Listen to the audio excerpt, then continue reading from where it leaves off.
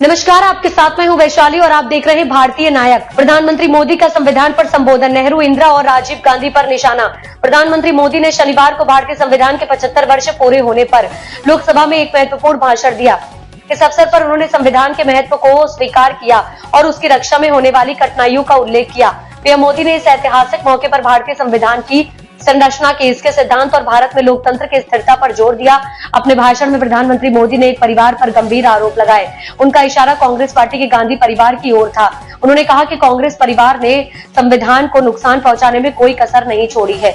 विशेष रूप से उन्होंने संविधान में किए गए 75 संशोधन पर चिंता जताई है। प्रधानमंत्री ने ये कहा कि संविधान में इन संशोधनों का उद्देश्य लोकतंत्र की स्थिरता को नुकसान पहुंचाना था।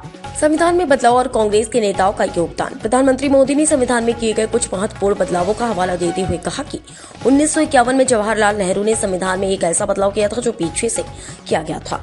इस बदलाव का उद्देश्य भारतीय लोकतंत्र को नियंत्रित करने के लिए था। आपातकाल के दौरान भारतीय नागरिकों की स्वतंत्रता को दबाया गया और संविधान के मूल अधिकारों को नष्ट कर दिया गया। राजीव गांधी का भी उल्लेख। प्रधानमंत्री मोदी ने राजीव गांधी का भी उल्लेख किया, जिन्होंने 1980 और 1990 के दशक में कई संवैधानिक संशोधनों को लागू किया। उन्होंने इस बदलावों के बारे में बताते हुए कहा कि ये बदलाव कांग्रेस परिवार के हितों को सुरक्षित करने के लिए किए गए थे, न कि देश की जनता की भलाई के लिए। संविधान की रक्षा की आवश्यकता। प्रधानमंत्री ने अपने भाषण में यह स्पष्ट किया कि संविधान का पालन और इसकी रक्षा करना हमारे लोकतंत्र की सबसे बड़ी जिम्मेदारी है। उन्होंने इस बात पर जोर देते हुए कहा कि संविधान ने हमारे देश को एकजुट रखा और यह भारत के विविधतापूर्ण समाज को एक सूत्र में बांधने का काम किया।